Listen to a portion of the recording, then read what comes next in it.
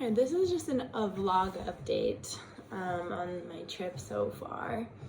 And yeah, just this is honesty hour. Honesty 10 minutes. All I have is honesty. That is what I'm really realizing. Like there's just no point in anything else. And I was going to do a healing with one of our teachers, Hari Priya, and she is such an inspiration. Like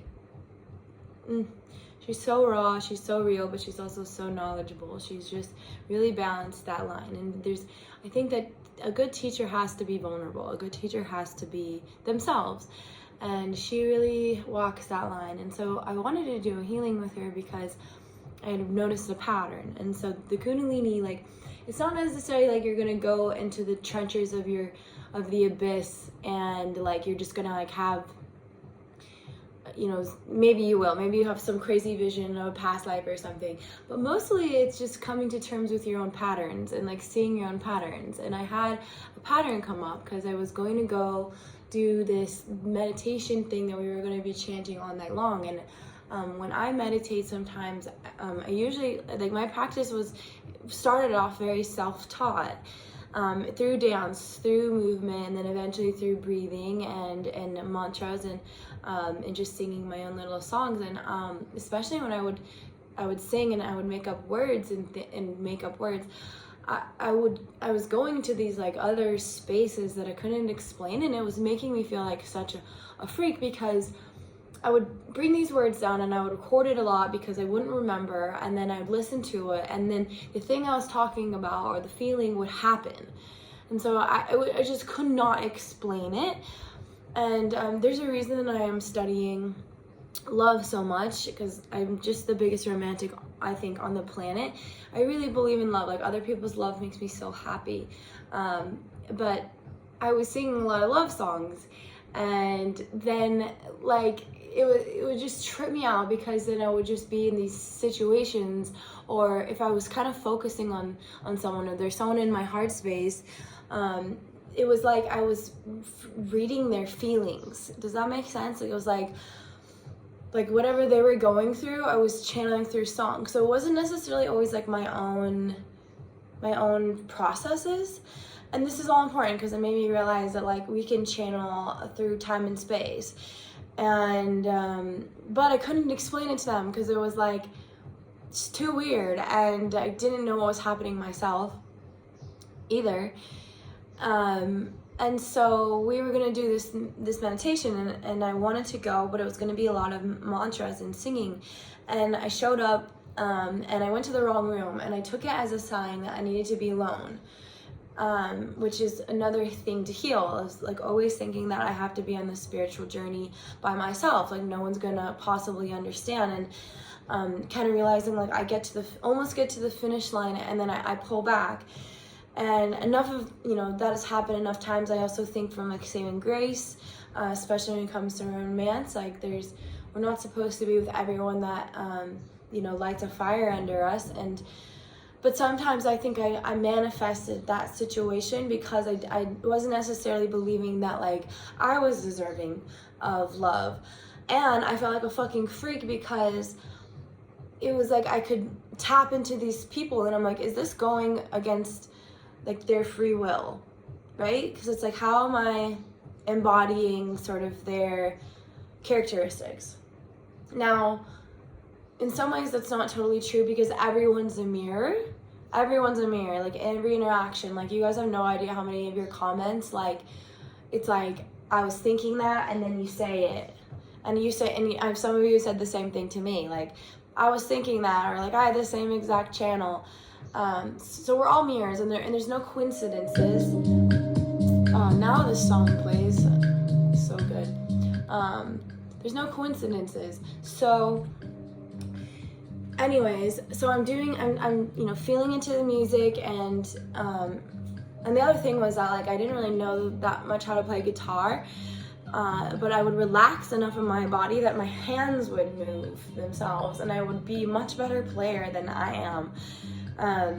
And now same with that, like I realized that is its own gift, because when I'm doing healing work, like one-on-ones, and using my hands, my hands will go to where they need to go, and I get very, very much out of my own way. Like I try to not think and just let my body connect to the body of whoever is receiving the touch or the energetic healing. And then it's always exactly what they need. Like the more I can sort of trance out and relax and let the intelligence come over the body, the more we can bring down sort of the spirit of the universal consciousness. And so we're all conduits. So I wanted to go to this thing, and then I showed up to the wrong room, and so I decided I just need to go be by myself. And so I went to this other room, and I just played on my music, and I just danced, and it was beautiful. And there was, India's skyline is actually really beautiful. And I was in front of a big window, and just really tuning into sort of the Saraswati energy, and being in the own delight. And then the next day, I had total FOMO, and because there was other people there, and I had to come to terms with the fact that like I was very actually just scared of losing myself with other people around. I was really afraid of like, what if I go into trance and I don't come back? Like, what if I just like start like speaking in tongues or something weird, or like the Kundalini energy will shoot in my body, and sometimes I just like fling my arm, or like, you should see me in class, like the cracking that happens, like it's just like I can't even stop it. And all good and all for purpose, but like it still makes me feel weird. So when it comes to romance, I think I don't want to say this, I don't want to speak into existence, but I've come into my experience that like I feel more sensitivity coming, not necessarily always from the people that I attract. And we always attract like our parents, right? As much as we don't want to. My dad is absolutely fucking amazing, but like the emotional connection wasn't there, and he wasn't around a lot. And so I keep sort of realizing the pattern of being afraid to be my full self in front of others. This YouTube has been really healing because I can just fully just let it out, and you guys seem to like vibe, and I'm like, wow, that's incredible. I'm not alone. But I'm still working on it in like groups of people. And so in terms of like romantic partners, I kept attracting the same situation where I was emotionally unavailable. In fact, it was even like the last like few all had the same name, which is really fucking weird. So I had to kind of come to terms with like, okay, like you're attracting sort of karma. Like the only way to sort of relieve yourself of karma is to do it differently. And as an artist, sometimes we hold on to the feelings and the emotions that come up because it alchemizes and it gives us more of like a sort of, the artistic feeling of like being misunderstood, right? Like romanticizing your own feelings. And I'm super, super guilty of doing that. And so I realized, I'm like, man, you don't actually show yourself all fully, like a little withdrawn, just leave breadcrumbs and then receive breadcrumbs, and then like secretly have this whole inner world, and that's an illusion. Like if someone's not showing up, then and you're still holding on, then it's confirmed like you're in an illusion. And for someone like me, where like I don't really make decisions unless I feel like they're divinely guided, it's like I'm always looking for signs and symbols and holding on to them. And if someone's not in your present moment, like someone's not in your now, then they're exercising their free will, and like we can't control that. And so there's a bit of acceptance and like seeing why that would have started. So as a kid, kind of having like a little bit of an absent father, it was like I would get these little moments, like these little like not a lot of phone calls, but some visits and things, and like little gifts, and it was enough to suffice. It was enough to kind of just hold on it and be happy and grateful and not expect a lot. And so I have a way of not really expecting a lot from masculines, and that was getting me into a lot of trouble before, especially when I was kind of more like, let's say, partying and really suppressing the root word of alcohol, for instance, means suppressing of the spirit. So it does relax you, but it's kind of pushing, it's opening you up to anything. And so when people say like, I'm my real self, no, you're not. Your real self is dying to come out when you're totally present. The real you is present. It's actually your fears are just being pushed away. And so anyways, to be more personal, I was getting myself in trouble with people that weren't necessarily like fully respectful. And I'm really not a very big person. And I'm really easy to sort of like push around, I would say. And I also, again, like, I love love. So I wouldn't necessarily see it coming, let's just say. And so I wanted to do this healing with Haripriya, and I didn't know why or what I wanted to talk to her about, because to me, I'm like, oh, I'm good. Like, I have God. Like, I do the work every single day. But then not wanting to expose myself made me realize, like, well, what am I hiding? Like, why do I not love myself enough that I could even be, I could be fully the psychedelic, flowy priestess that I am in front of other people. Like, it's easy to do it on here, and it's easy to do it when I'm in a position of being a teacher, and it's easy to do it when I'm dancing alone.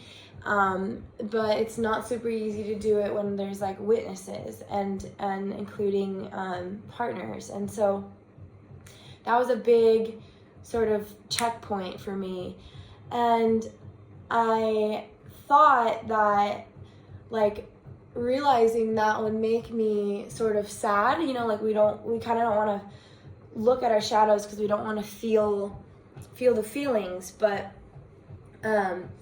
it was crazy because I was so fine. Like, as soon as I realized that, I put on some music and danced, and then remembered that it gets better. Like, when we leave things behind, it actually gets better. When you're on this Kundalini journey, you know that what's not for you doesn't show up. And so that is only because we're upgrading, like, we're going up the spiral journey. And so it's all okay. And I don't know, I can't see the future. And I think that also gives me anxiety, because depression is looking to the past and anxiety is looking to the future.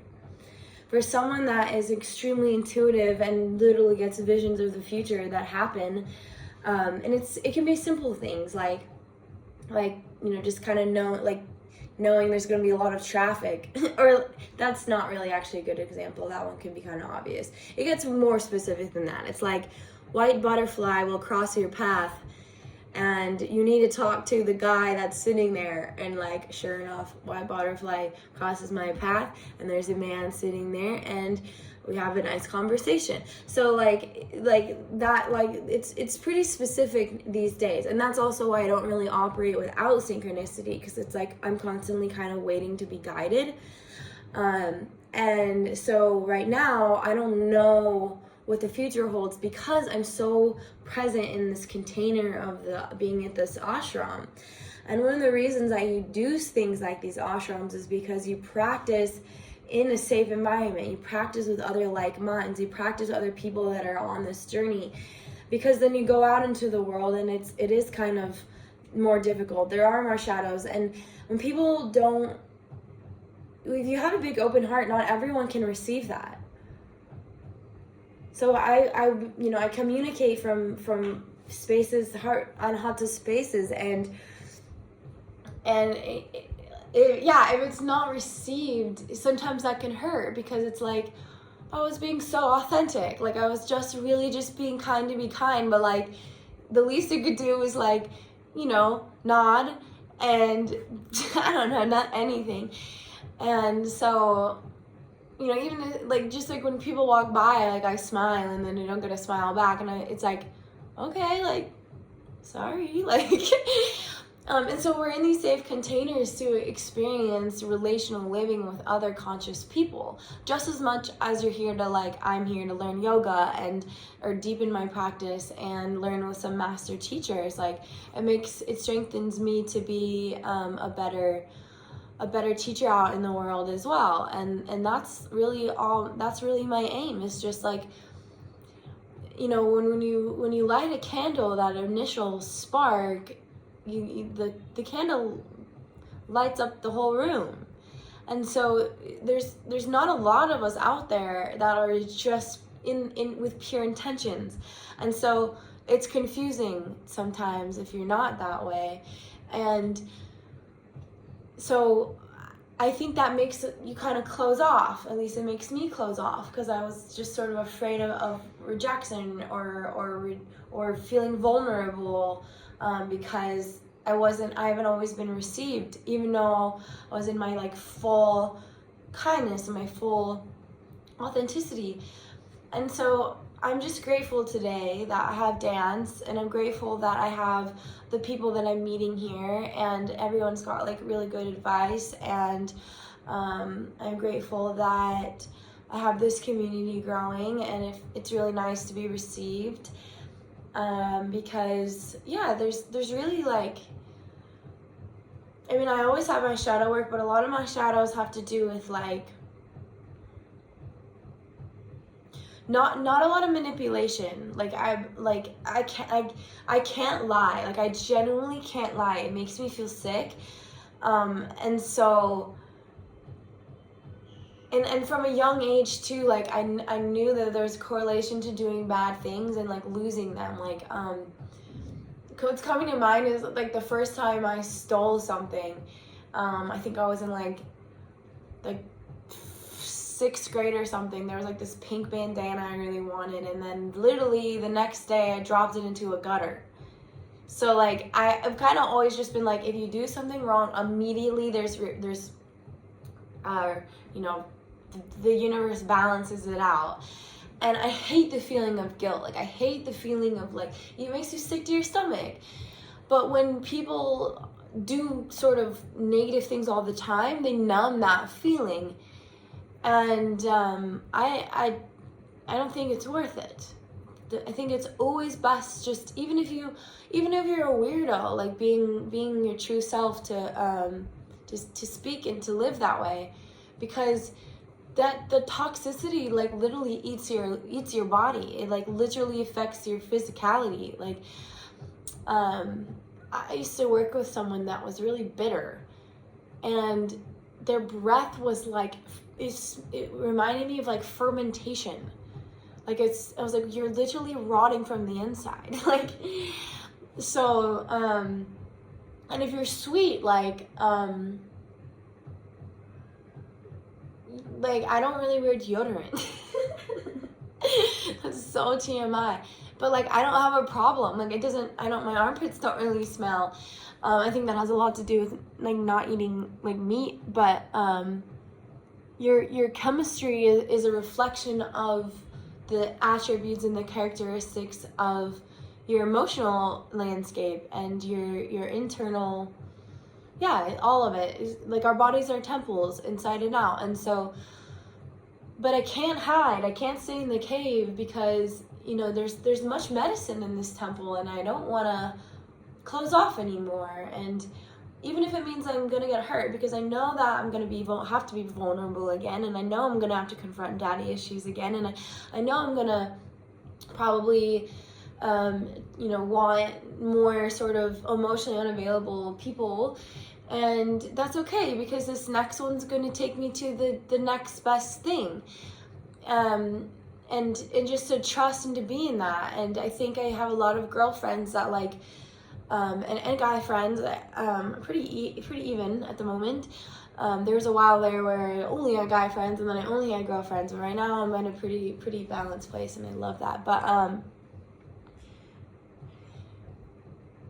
I do notice that there's a lot of attachment going on from my feminine friends, and you know, I get a lot of like, how did you move on? Or like, how have you been, you know, in your own container for so long and single? And not for a lack of opportunity, but just because I actually just have weird, quiet, internal obsessions. I'm just kidding, kind of. But it's kind of like, it's not hard to like have flings. It's like not hard to have situationships. They're everywhere. But if you're in a lot of people, I think, use that as validation that they're doing all right.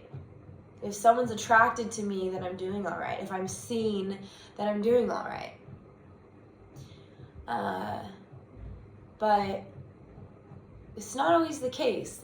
I was in a really awesome conversation yesterday with April, who's here with me, and my one little, my Australian friend, and we were all at like different crossroads, romantically speaking. And so we all had sort of different perspectives of the past and like how we came to the conclusions.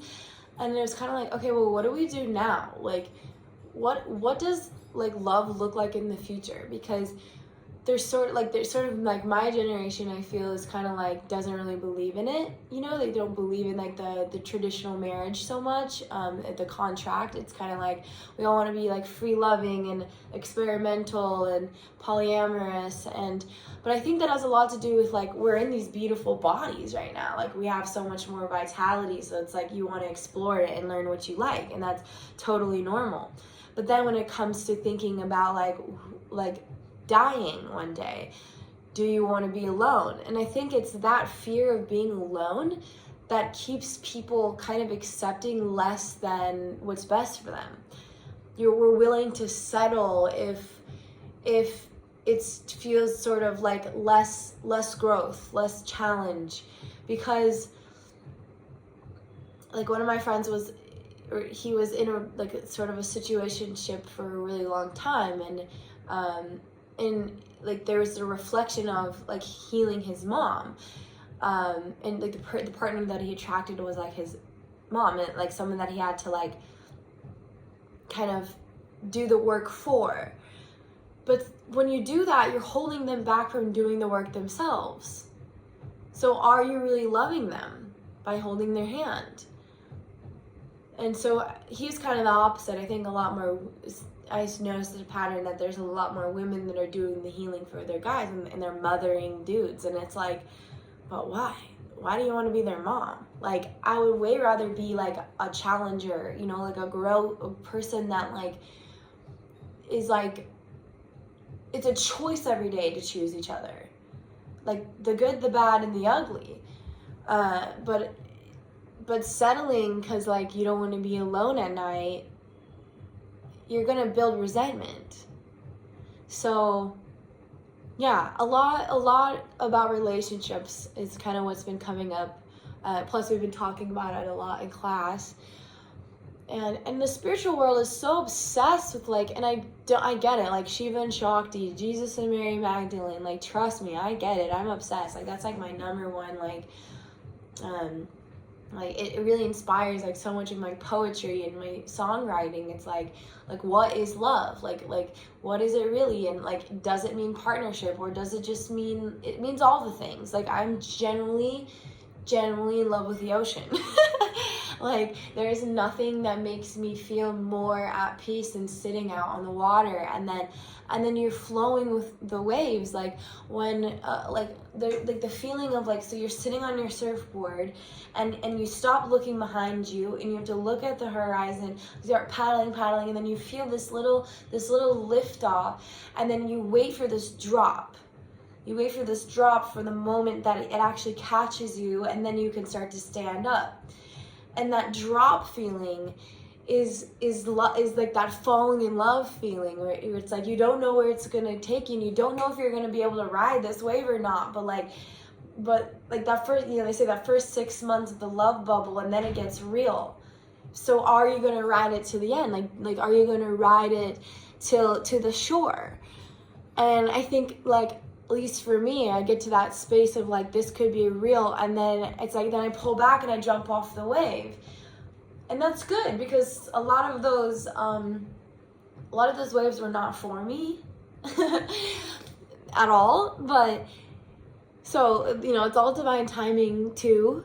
But, you know, there's something, I think, like, my generation is really sort of into just that drop. They want just sort of the attachment, and you make me feel good, and in seeing, like, your own reflection. Like, people are really just so obsessed with themselves, and so they have, like, these people that are like, oh, you're like me, so, like, therefore I like you. But then when there's contrast, or there's things that will actually grow you, we're not supposed to be the same. Like, everyone's your mirror, but I think you're, like, the partnership aspect is in some ways supposed to be almost the most contrasting, because that's gonna evolve your spirit more than anything else. And so when it gets to it being hard, it's like this generation jumps ship. And here in India, where they have, like, a lot of arranged marriages, the arranged marriages actually last pretty long, because if they have to, like, figure out each other's patterns, they have to live together. And, you know, a lot of that's societal pressure and whatnot, which I don't love at all.